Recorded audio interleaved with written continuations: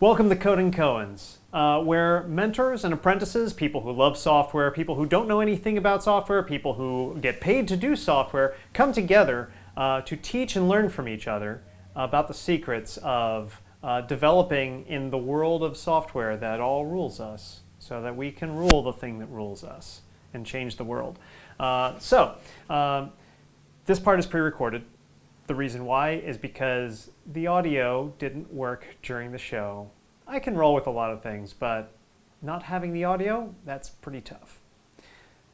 In any case, though, I did manage to get the audio working for my guest apprentice today, Ernesto Joaquin, and I'm going to introduce him now because you didn't hear it during the stream.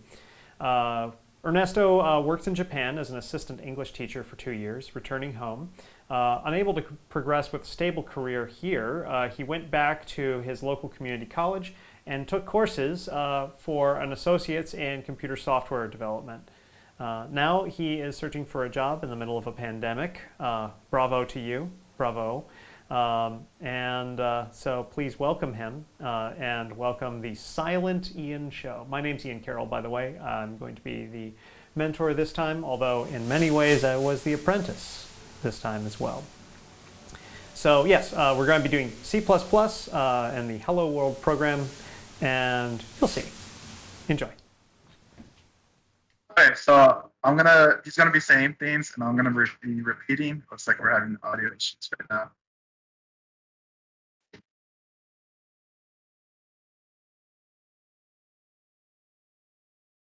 All right, he's asking how I came into software.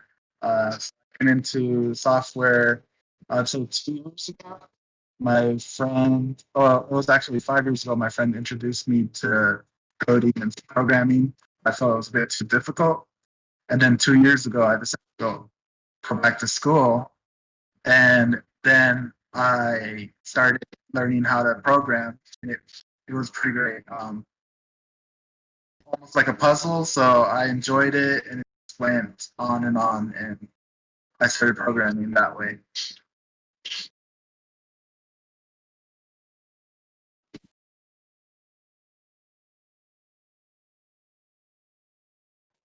All right. Yeah, he's talking to the producers right now regarding the technical issues. So if you could just give us a moment, please.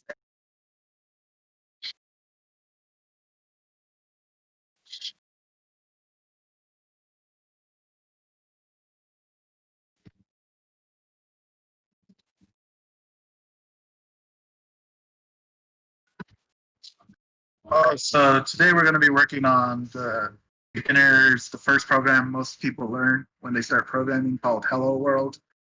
Usually this has it just usually outputs Hello World, and that's really much it. So we're going to it's going to be a little bit more different. For the most part, we just have a screen being outputted when you first learn, but this time we're going to actually be using two files, the header and the CPP. Am I supposed to be looking? Okay, I see it now. It's a bit slower. Okay, so right now we're going to be resetting the exorcism. So exorcism is a website where you could actually use to do some coding problems. It starts with the very beginning with Hello World, and then you can move up different difficulties. Right now he's just going to reset it. So we originally did a few things, changed it up. So we're just going to do a new file. So as you can see in a couple seconds, we had just completely reset your original challenge online.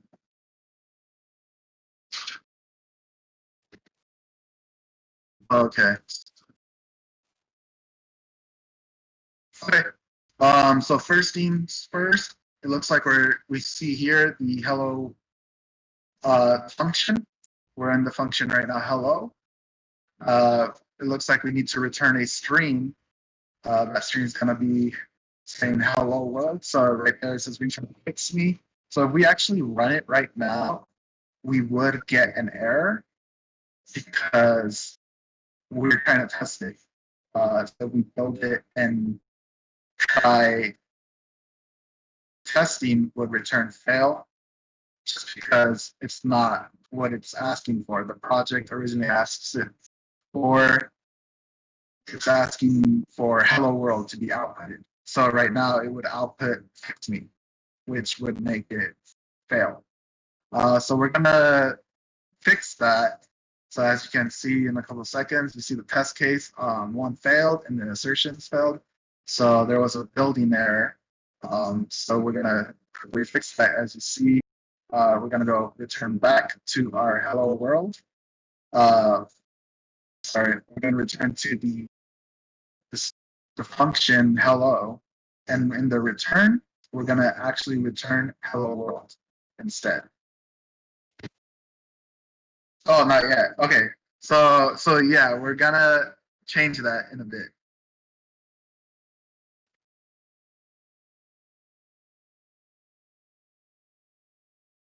Oh, okay. Okay. So is it bad if we make it fail? I would say no. That's actually the best thing you could do when learning how to program is continuously find a way to make your program fail to make it safe for the user later on. So as much test case you could try and have it fail, that's more test case you could, try to write code, cleaner code, to be able to catch these mistakes. So a user, let's say, for example, you're signing up for a website, correct? And it asks you for your name. It might say it could only accept letters. And if a user tries to put, let's say, a number within there, it would fail. So you want to be able to catch that. Sometimes you can't assume the user would be doing the correct inputs that you expect them to. Sometimes there's going to be mistakes. So you're going to have to catch that within the code before, so it lets you know that this is incorrect. So since we failed here, it got that error. So it did not return hello world.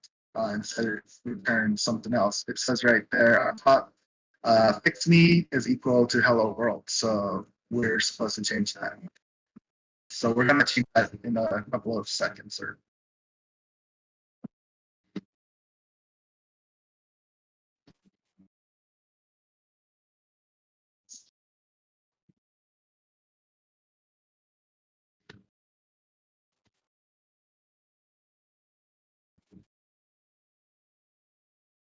So are you saying the more often you fail, the quicker you will learn, which is true. Failing in programming is actually really helpful. It would actually help you become a better programmer, and you will be able to catch things a lot quicker in the future.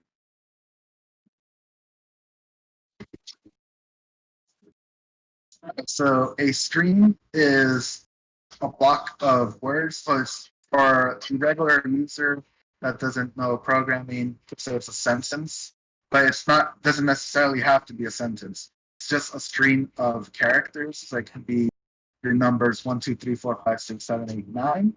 That would be a string. Same thing with a sentence like he threw the ball. That could be a string also, along with just a single word saying like apple. That would be also considered a string. So it's just an input. It doesn't matter how long it is. It can even be one character. That could be a string.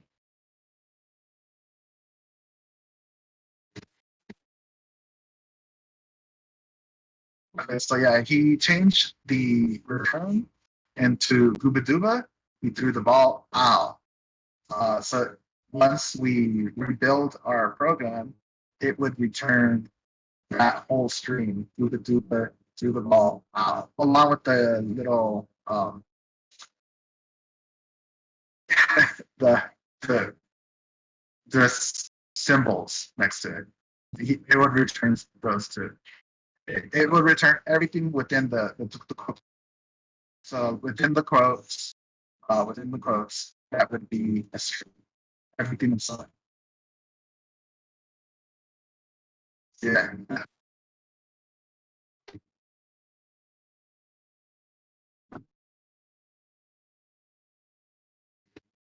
So the test case. Okay, so when we have a test case, that would be testing our function, and we want our function. So you can see here, the hello world function is supposed to be equal to hello world. If it's equal to hello world, the the test, as you can see up here, the test and the catch, the test would pass. But if anything other than how the anything other than what's inside the quotations is not hello world, it would fail the test. So it could be, as we have right now, Booba Dooba, the boy through the ball, how it would go through that test case. And since it does not equal what's exactly inside the quotation marks, it would fail the test.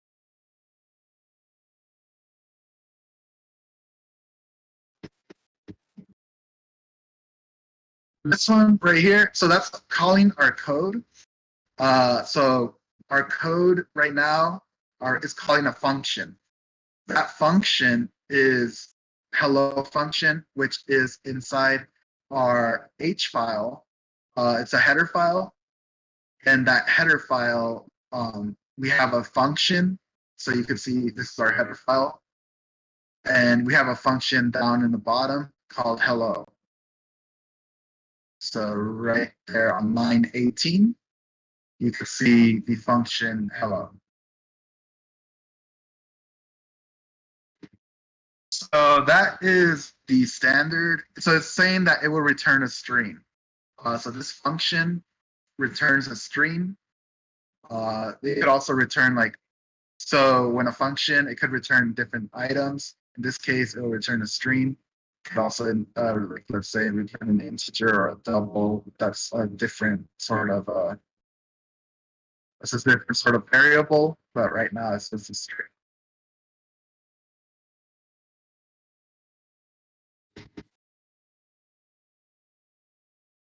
Yeah, it's a type of a variable.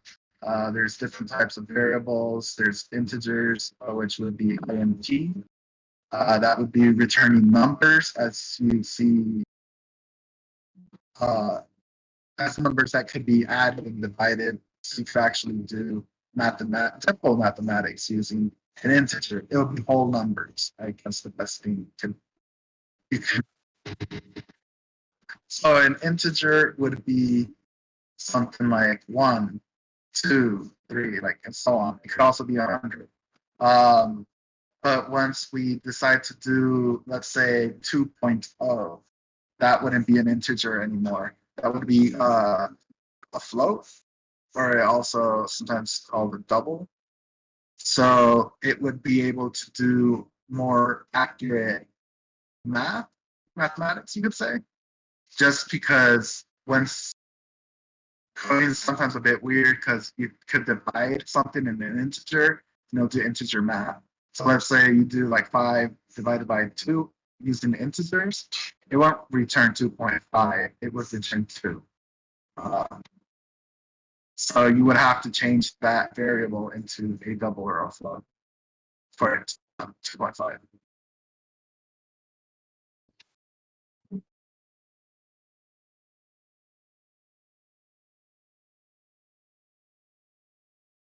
Should be the CPP. Yeah.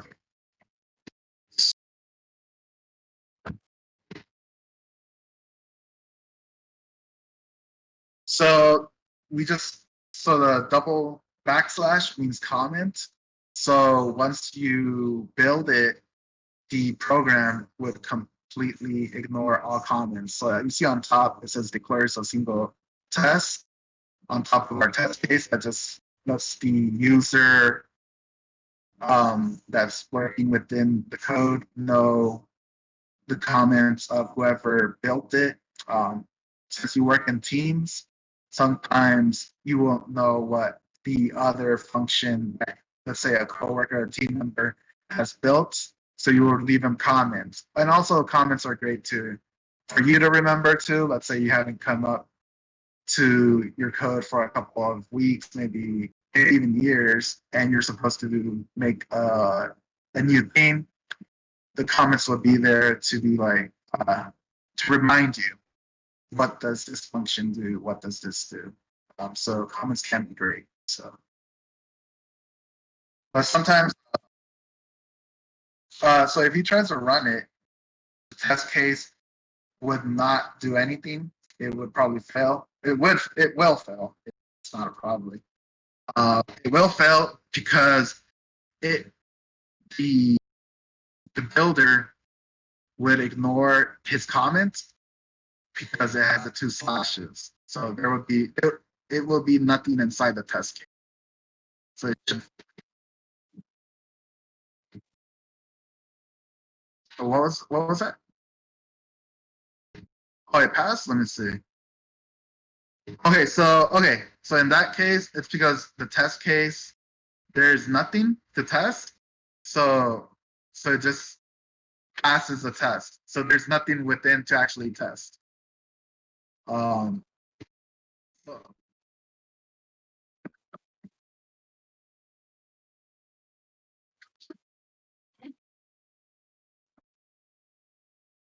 yes, correct. Since So there's two themes. So there's theoretical knowledge, and then there's actually themes that train out. So there's coding theory, which is what we learn, what might happen, what you think would happen, and sometimes what you want to happen does not happen, or what you expect to happen does not happen. This is actually really normal when programming. So I was actually expecting it to fail, but it passed, and the reason why was there is actually no test case, there's zero things to be tested. So why would it fail? Nothing. So it easily just passed. Yeah.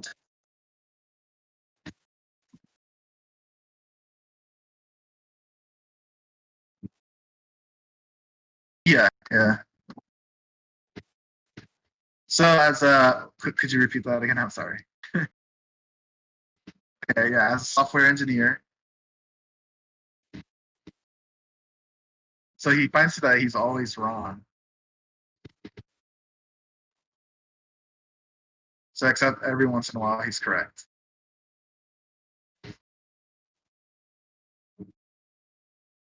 And then once he's correct, he could move on to the next problem and it could be wrong again. But most of the time he is wrong.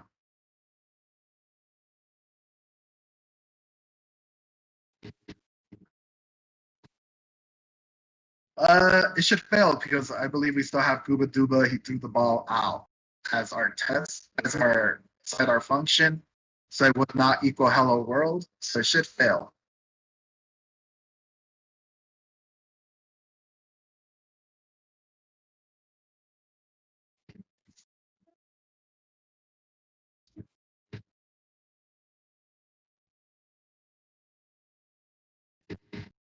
Okay. So let me see. So we'll go back here. So remember, a string is inside a quotation mark. So I'm just gonna erase everything inside the quotes. And let's just do something like hello world. No comma right now.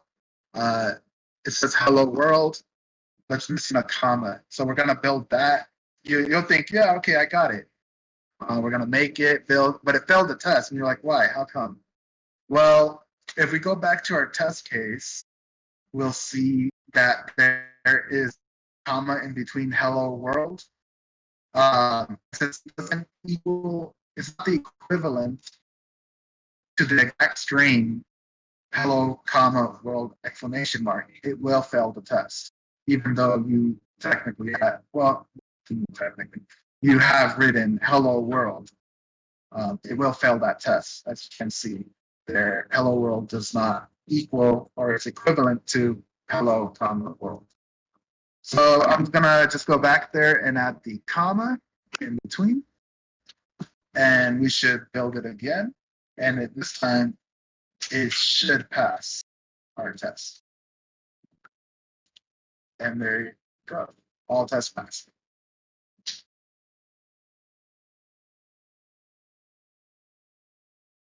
So as you see here in the test case, it's equal to the hello world test. So now we're gonna, I believe, looks like Ian is making a new test case name. So our current test case is called test hello. He's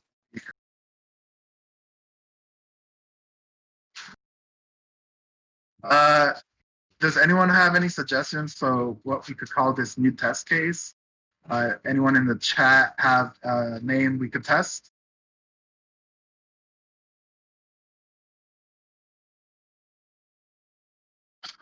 So any suggestions just to check so we can test?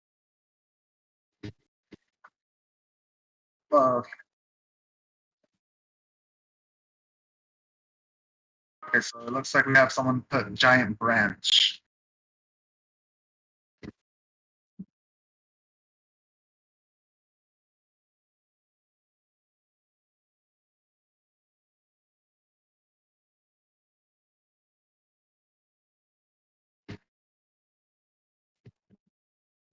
Let's call the function. And does anyone want to name our function right now? It could be anything.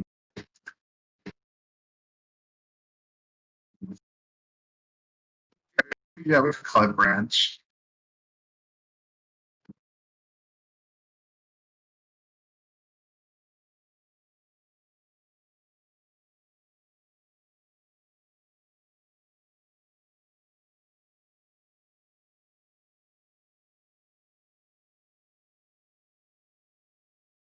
Yeah, let's make it equal to ONG. It's a giant branch.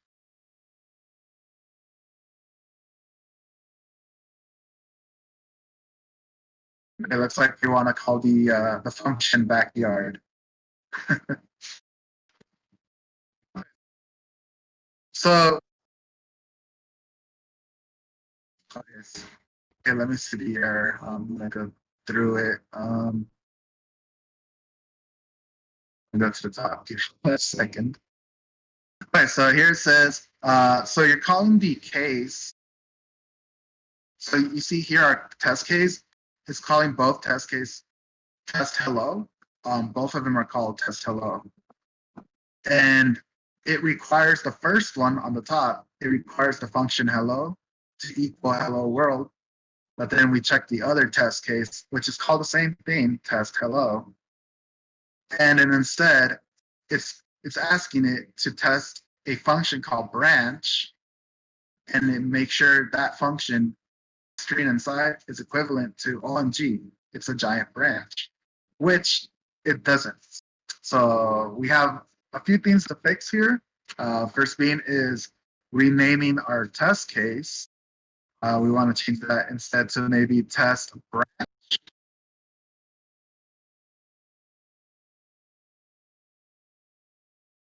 Yeah, so first we want to actually fix one thing at a time.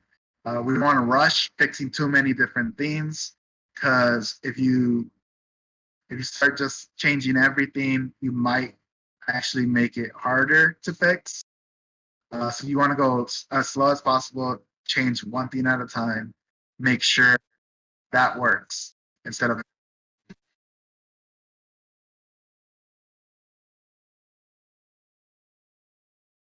So, okay, so how do you find out you have an error and what to fix? So if you go down to the terminal, you see on the bottom half or the quarter of the screen, you'll see that there's an error, and all you do is read what the error is. So the first thing is scanning here. It says no member named branch in namespace. Hello world. So that means in our hello world H, our header, there's no function called branch. So it would probably be best to go in there first. Okay. All right. So let's. Yeah. They're asking it to be called backyard now, not branch. So we are calling it our function backyard. So there's no backyard in our header file. So we're going to go back into our hello world.h, and we're going to add that function called backyard into it.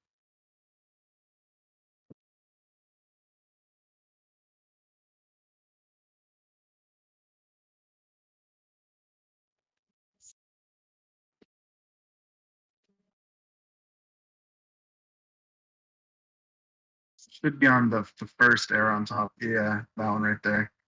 So there's no backyard in the namespace hello world. So we're gonna have to require to add our function backyard into that file.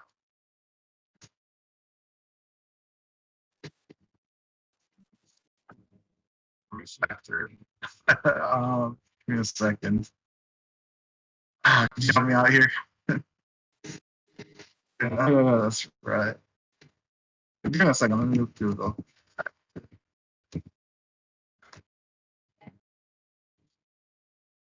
Okay, so refactoring in computer program and software design, code factoring, refactoring is a process of restructuring existing computer code, changing the factoring without changing its external behavior.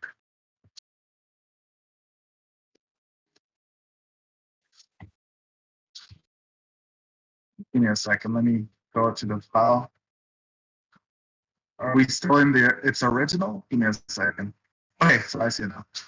Okay, so originally invitation is I feel it's important since if you have it all clumped up into a single line or let's say all the same indent, it gets really hard to read, especially when it comes hundreds of lines of codes. It even gets hard to read maybe when it's tons of lines of code. So indentation helps you know where to begin this function. So we're gonna just call a new function there inside that namespace. We're gonna put standard std, and then we're gonna call that screen. So we're gonna return screens, and then we're gonna call it backyard. So now we have in our header file a function called the backyard. So now our CPP file will know there should be a function called backyard, but we need to write that function first. Okay, give me see what happened now. Give me a second. um, let me see what one of our errors are. Yeah, it's a lot.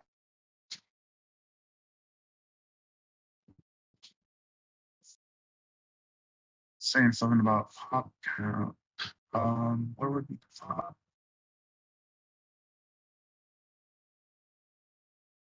Wow, I'm still scrolling up to see where our first error comes. Okay. Okay, it says first thing I see here is expected body function after functions declare. Okay, so we have to declare. So like I mentioned earlier, in our header file we have backyard as a function, but we don't have that in our CPP file.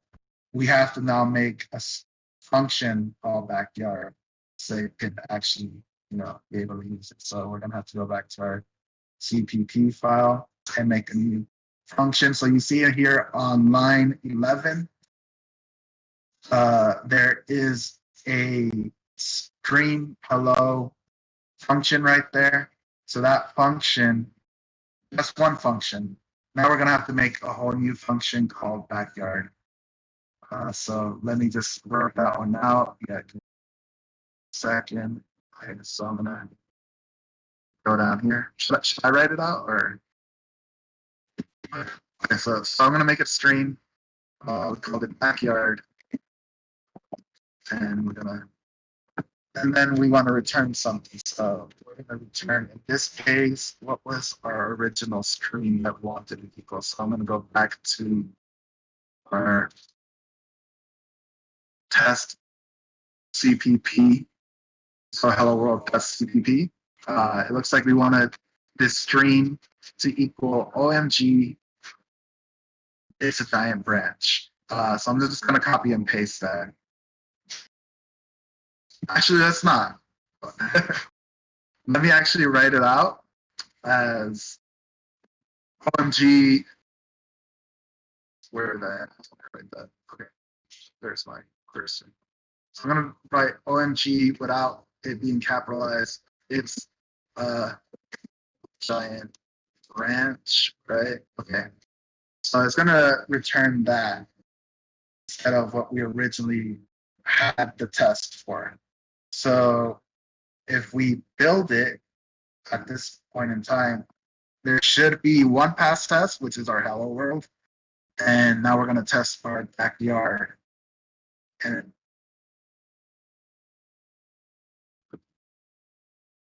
what was that? I think I'm getting some audio cut off here. Okay.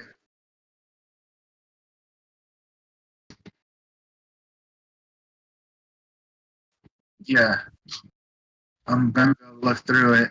I'm gonna see where it starts again, the new build.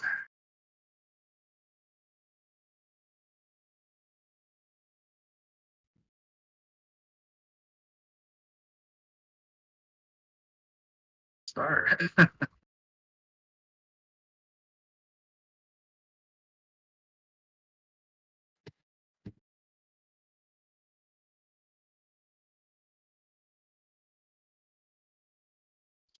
Did we change anything here? Um, did we accidentally erase a semicolon? Oh, there we go. So okay, so in our actual namespace, I found something. At least one of our mistakes. So in our hello world.h, we forgot to do a semicolon right after the function to let the program know that we have finished declaring that. Um, this is a common mistake always for hitting a semicolon. It could bring some frustration just because it's one little thing, and sometimes you have to dig through lines of code just to notice, oh, I forgot semicolon. So that's one of our mistakes we've made here. I'm gonna look here also here in the hello world.cpp. When I wrote the return, I also forgot semicolons. There you go. I have a semicolon back there too. So that was probably another error. And if I go back to our test case, we had a semicolon that time. So it looks like we're good this time. Uh, yeah, so let's try that again. So, all right, so we got it to fail. Like perfect. This is exactly what I wanted. I wanted to make sure that the test didn't pass. So it says one pass. So our original test of hello world, our hello function, passed its test case, but our backyard function did not pass. You're probably going, why? I have OMG, it's my branch. But since it's not exactly the same, it's not equivalent to the OMG here. You see the OMG is in capital letters. It's gonna fail the test. It's not exactly correct. So I'm gonna change that to OMG. It's a giant branch. And then once we decide to test our test function, it should pass this time, since this time it would be equal to exactly what we want to. So if we could run that again. Yeah, that's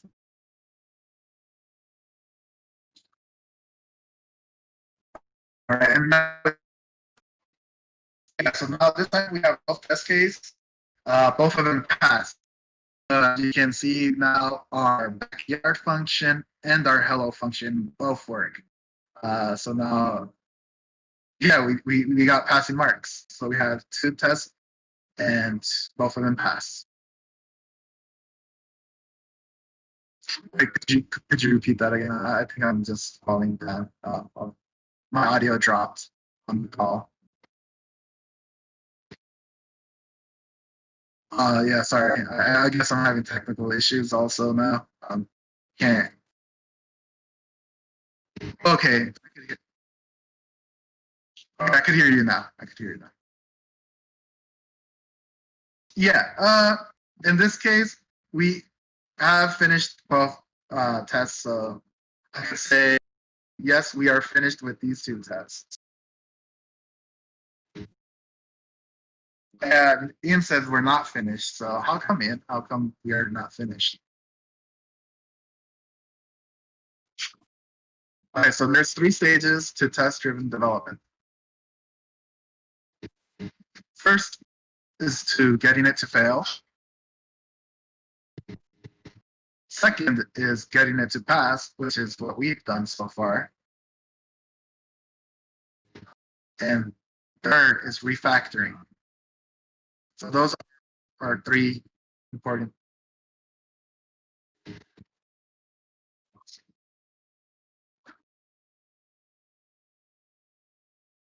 Okay, so now that we proved that our code will work, we can start fussing with it, we can start messing around with it, and make it look pretty. How come, why do we want to make it pretty? Well, okay, so the reason you want to make your code look clean, pretty in this case, is because in the future, you want other people to be able to read your code. And also, you're going to be doing yourself a favor in the future. You're probably going to forget about this code maybe in a couple of weeks, years, and if you come back to it, you're going to be like, what exactly did I do? So this is why you want clean codes, and this is why also you want to add comments just for future you and other developers in your team. Well, thank you for you to having clean code and comments.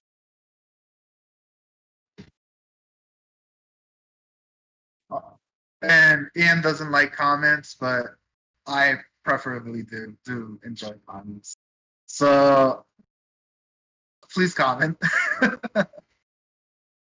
It just makes it easier for your development team.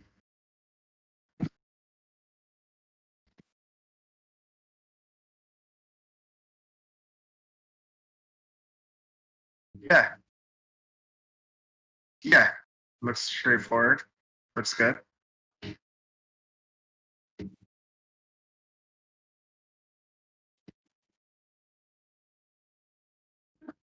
Okay. What should we come? What was that? Commit?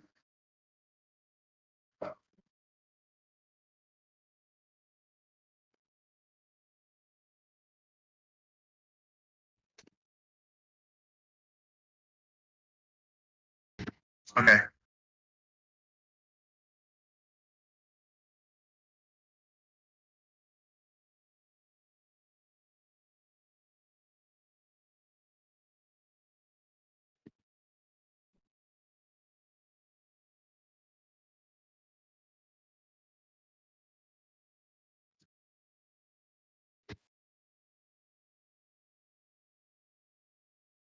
So today we learned about test-driven programming. I've actually haven't done that before until well earlier today or yesterday. Usually when I programmed, when I was learning, they taught us usually write your code and build it with your friend or team, your development team, and just test it and it fails. But we never had an actual. It was never as organized. Everyone would just write their own code, and then we'll come back and we wouldn't test our code beforehand. We would wait. We would write all this code and we'll let it fail. And it would be harder to actually go back and work on it just because you don't know exactly why it failed, where it failed. But sometimes you do have a function that works, but another function requires that function to work and it doesn't work, or vice versa. Also, have a function that works, but then the function that depends on it doesn't work. So, so you want to test everything beforehand, uh, and you don't want to just write a bunch of lines of code and hope it runs. And then once you get all these errors, you're like, oh no, where do I start? Um, so test driven. Okay. Okay. So let me see. So right now he is going on to his our Git repository, and I believe he he is adding it. Let me see.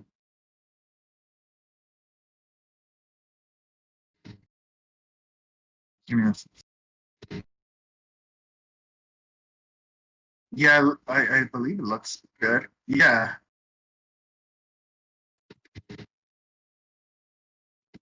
Let's see. That looks good.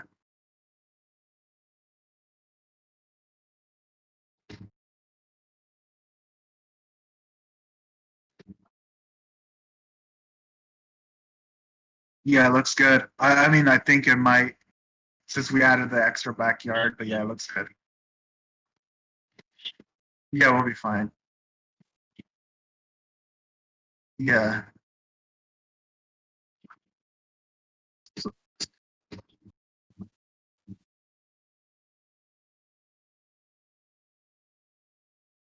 okay, so Git is a, describe it. It's an open source system that allows small and very large projects to be worked on with different programmers. So you could coordinate work on Git since it's open source, um, which means open source means it's, I guess, free to use for everyone. It's not a commercial product like, let's say, you would with Microsoft Word or like Microsoft uh, program. That would be considered a commercial source or like closed source instead of open source where it's free, where it's open to everyone. You don't need I guess a paid license to say, um, which can be great for many large companies use open source and closed source. Also, like beginning developers, beginning not even developers, also just beginning businesses can use open source items instead of paying for something that they might not be able to afford yet, as some commercial programs cost a lot of money. And for a, let's say, a local business, that might be thousands of dollars, and they will not be able to afford such a product like that. But yeah, Git. Let's go back to Git. Yeah, it lets many different developers. You can put up your work up on Git, and it's open source, which allows other developers to peer review it, to also work on it. Um, you could have it as open as you want, public, or you could even have it as private as you want. So you don't have anyone try to do any malicious to your codes. You can have it open to your team or just yourself.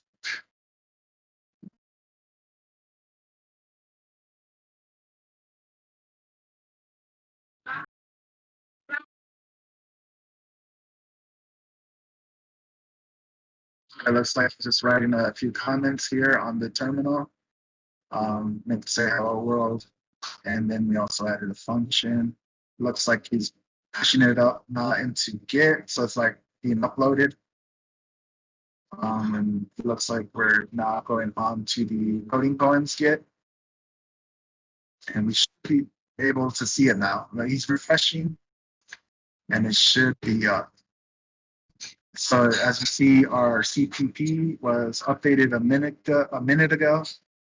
So now our code is up on the Git website. So we could probably click on that just to view it.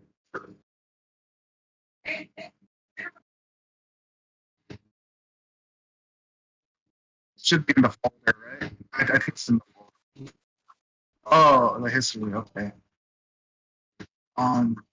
Yeah, I'm not too sure. Look at the history.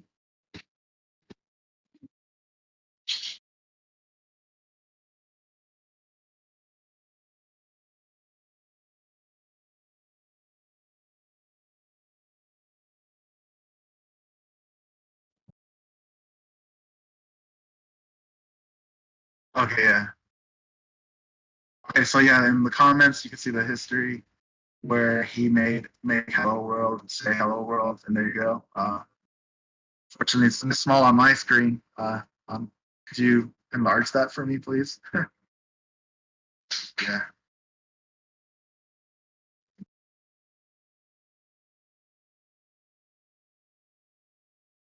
Yeah, so that's all our code that is pushed, uploaded. So pushing it up to Git. You can see all our code, our hello world function, also with our test case, also with the new test case that we made. It's all up now on Git. So it's now all up on open source for the public or your development team or whoever you want to view it. It's available up to you.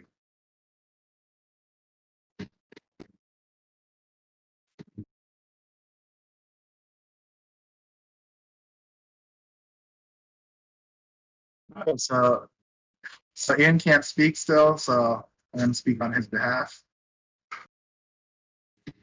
So thank you. We're at the end of the show now. Thank you for all users that helped out.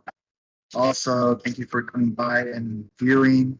And until next time. All right, cool. All right.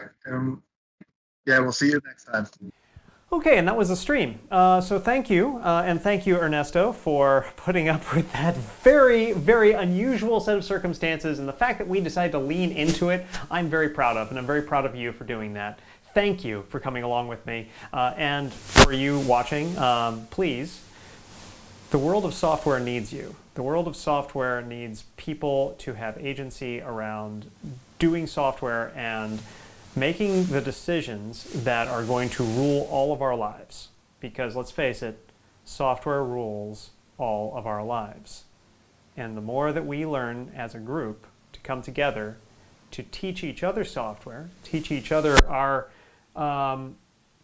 the place where we come from, our diverse backgrounds, our infinite diversity, and in infinite combinations, to quote Star Trek.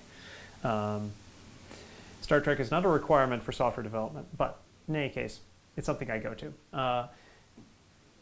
If we can bring everyone's minds together and freely exchange that information and freely work on what's going to be solutions for all of humanity, then we can change the world. And in the process of doing that, we can make some money because, let's face it, software engineering pays money. So go learn some software. I'll see you. And thank you again. And thank you, Ernesto. Next week, we will have another guest. And I can't wait because that time we might have audio. Ha ha!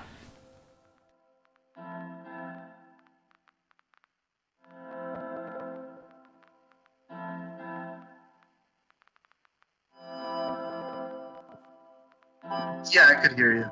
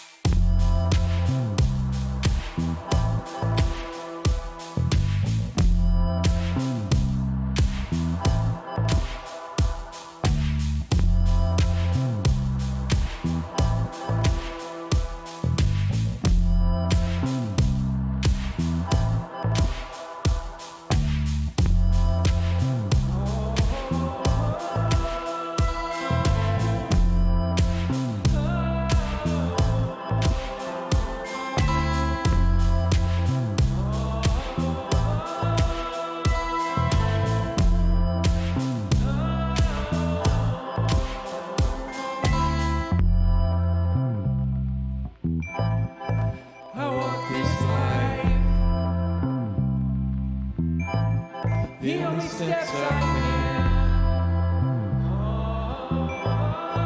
step too high. I'm just a man.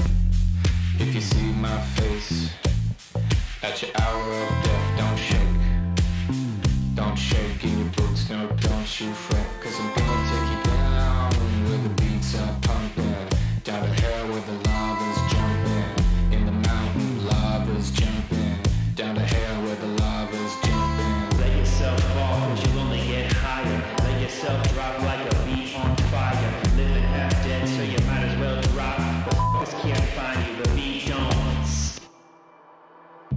stop. The beat don't stop. It'll never stop. I walk this life, the only steps I can, steps too high. I'm just a man.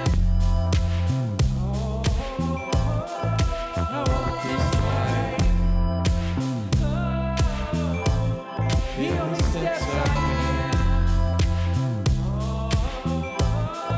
steps too high. I'm just a man. When you start saying a mountain is a mountain, a river is a river. Well, learning Zen, a mountain is not a mountain, a river is not a river. After learning Zen, a mountain is a mountain,